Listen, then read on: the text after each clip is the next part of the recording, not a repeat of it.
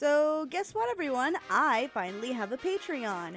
So, here's my shout out to the only Patreon supporter that probably knew I had a Patreon, Yamix.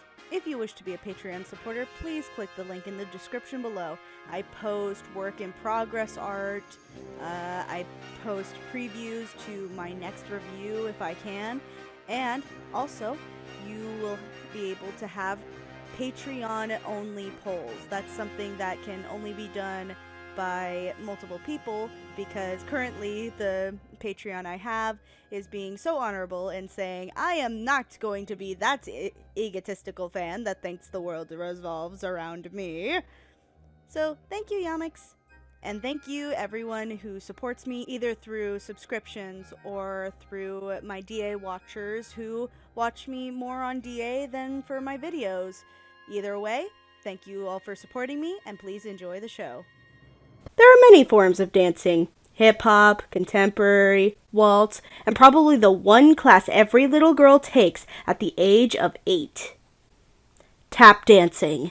But then there's also ballet. Ballet is probably one of the most difficult, painful, elegant, and endurance-heavy dances that has ever been made in the history of anything. From the shoes that literally make you stand on the tips of your toes, to the massive tutus that are somehow way more fun to wear during a marathon than they are on a stage. So clearly, this beautiful performance art needed to have a Magical Girls series attached to it. In comes 2002's anime Princess Tutu, which later was made into a 2-volume manga series. That's right, this is one of those animes that was an anime before it was a manga, something we don't really have a lot of nowadays. This anime is about Ahiru Ariyama, or, if you're like me and was introduced to the dub before, this is Duck, who is going to a ballet high school or a performance arts school, it's not particularly clear until later episodes, and has recently discovered that she is Princess Tutu, a magical girl who fights people's negative or overwhelming emotions with the power of ballet. While the surface plot is very simple, the rest of it is more complicated and much more surreal. So, after 16 years of this anime being out, does it still hold up on its own as a ballet classic, or will it be left with the obscure fairy tales like the juniper tree? If you don't like spoilers, then please leave now and watch the series before watching this video. I'm not even going to bother with the pause gag because you're already watching by now. So, this is Red Reasoning's Princess Tutu.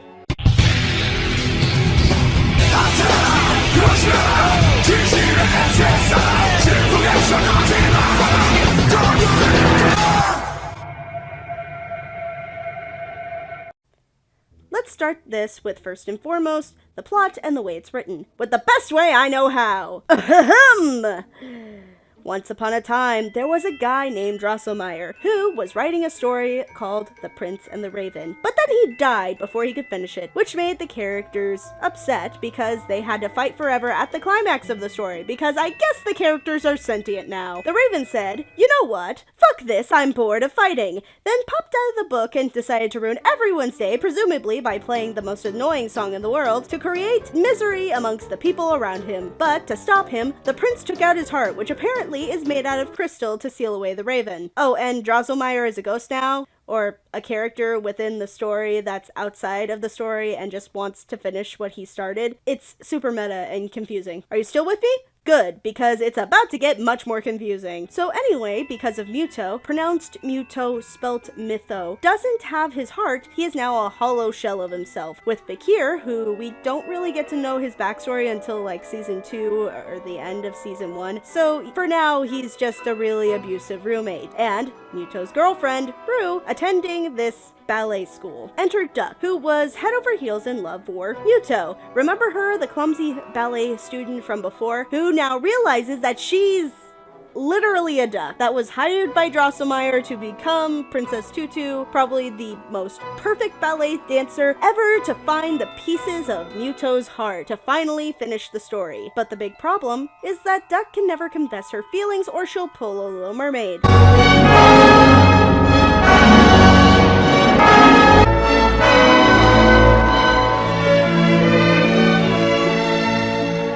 No, No, the other one where she turns into sea foam, except Duck is going to turn into a speck of light and disappear. There you go. Okay, other than being trippy as hell, how does the rest of the story work out? It's structured in a Monster of the Week format, similar to Sailor Moon, but with a little more of a connecting story of what's happening in the background as well as what's in the foreground. You get a sense of tragedy, and it does feel a lot like a play. But I will say that the plot gets a little convoluted when you get into the actual plot. There's hidden identities, there's logistics of what the abilities of the shards of the heart can do, there's what I consider abuse for a quote-unquote reason, and the infection of the heart to be evil, just a lot of stuff. And if you don't pay attention or remember what happened in a previous episode, they usually aren't going to flash back to what happened in the last episode often, unless it's extremely important. If I had to compare this to any story that I knew previously, I'd go with Rosencrantz and Guildenstern Are Dead, a Shakespearean play about two minor background characters and Hamlet. For reference, look at Lion King 1.5. The difference is that the story becomes much more tragic once you realize that it's a secondary character that's our main protagonist. The plot is nice and the writing is pretty good, but I think it just needed a few tweaks here and there. I also found that it even questioned whether Muto really needed his heart back because of what it meant in the first place, which I appreciated the inner conflict with Duck. Also, there's some Yaoi and Yori moments between Fakir and Muto, or if you're into Yori, some Rue and Duck moments for those Yaoi Yori fans that just like their ships a little darker. Speaking of ships, let's talk about the characters. We went through most of Duck's backstory already, but her personality is a little more developed than what was previously stated. She's caring, determined, a little naive at times, and would rather those around her be happy than herself, a trait that one can see as to Mary Sue until you realize that she's not technically the main character even in her own story. And it's never too much in making her irritating, it's actually making her very charming. To add to that, she's definitely the most paragon character out of the main cast,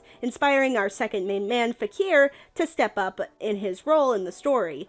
More on him later. Muto is probably the blandest thing in this anime. Literally the embodiment of a blank slate. Over time, he starts regaining bits of his heart and does become more of a person, but his full character is only revealed through small parts of the narration in the first act, as well as episodes after he's regained his heart shard. Other than that, he's not really truly worth the character until Act 2, where one of his heart shards is corrupted by Rue, his girlfriend from earlier. There's one personality trait that still shows throughout the series, is that he's heroic, self-sacrificing, even when he doesn't actually understand how falling to his death could be dangerous. Hey, but at least his little bird buddy is safe.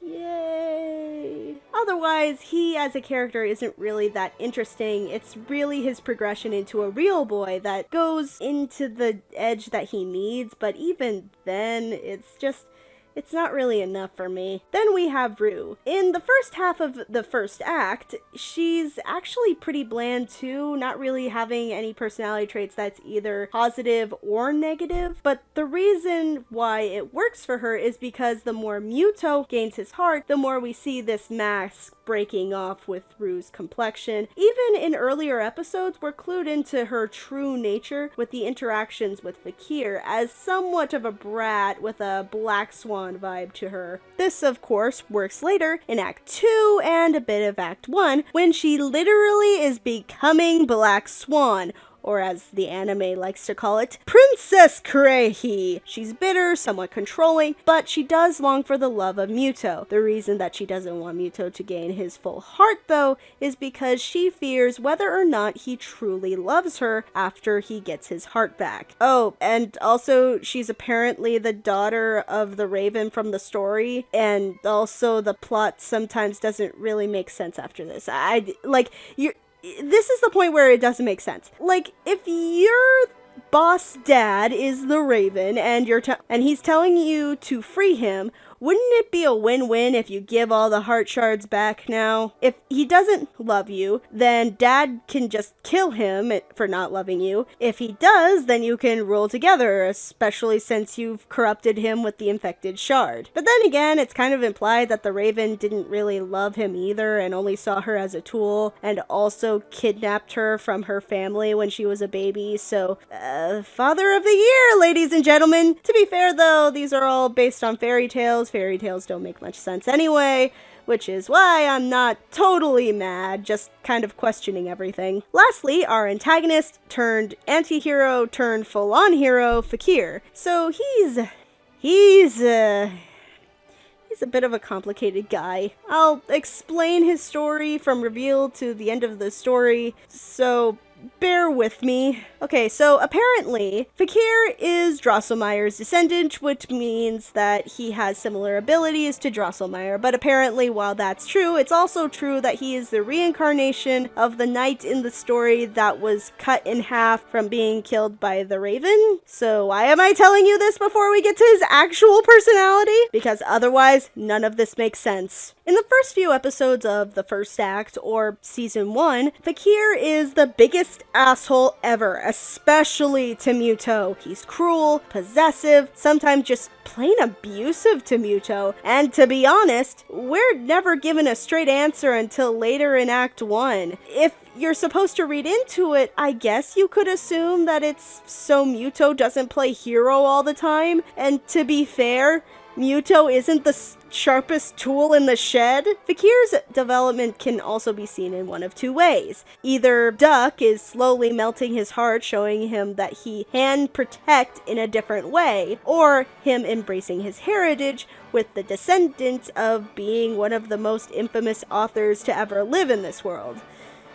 By the way, did I mention how the fuck out of nowhere that was? I mean, we're already having him as a reincarnation of the knight from the story, so why add the fact that he's the direct descendant of our main omniscient antagonist to top it all off? Fakir is just a weird character. He's a weird character to talk about in his entirety because some parts of him just feel like he's a self-insert fanfic author. This oddly doesn't hurt his character though. I mean, it comes straight out of nowhere, but somehow it feels fitting to have this happen. He struggles to protect those he's grown close to, and in turn fights for not only himself, but also Muto, Rue, and Duck, turning the story of his ancestor into his own story instead at the climax. Did I really just dedicate 4 paragraphs to this character?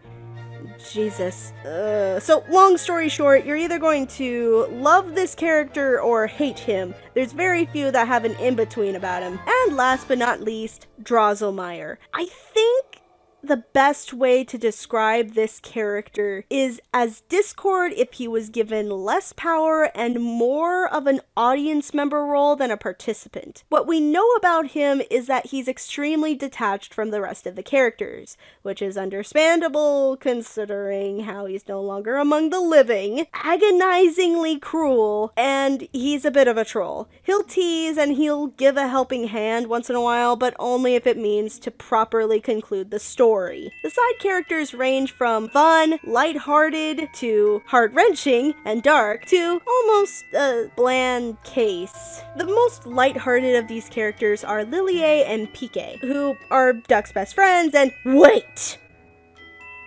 I am calling it right now! This is an alternate universe for the CMC, and Fakir is Tender Taps, and Apple Bloom is Duck. Calling it! I am calling it! I thought that the characterizations were going to be so much shorter. So, we've talked about the stuff that draws you in, but what about the stuff that catches your eye and ear to begin with? The most simple thing at this rate to talk about is the musical score. You start noticing a lot of the music, especially from the opening to some of the dance battles, are actually from the Nutcracker, something that I was a little disappointed by until I realized that at least half of the other characters and elements are things pulled straight out of fairy tales like Ugly Duckling, Little Mermaid, Cinderella, Swan Lake, among others. There's also the issue that having a lot of these musical elements don't fit some of the scenes. There's one point where Princess Crazy was making this big dramatic entrance, interrupting Muto and Duck's conversation, already super rude by the way, and you'd think that they'd choose a fittingly dramatic piece to go along with it. But no, it's a really soft melody that really builds up. It builds up in a weird way, which is weird because it's so disconnecting to the events that are happening that you can't really take it seriously. In the story, they take a lot of inspiration from classic ballets, most notably, I can't pronounce this, so forgive me, Tchaikovsky? The Swan Lake, the guy who made Swan Lake. So it's not too out of place, though I'd still would have liked some more original musical accompaniment for this great story that they had going on. Something that's actually expressed in the settings and the visual appeal of the characters.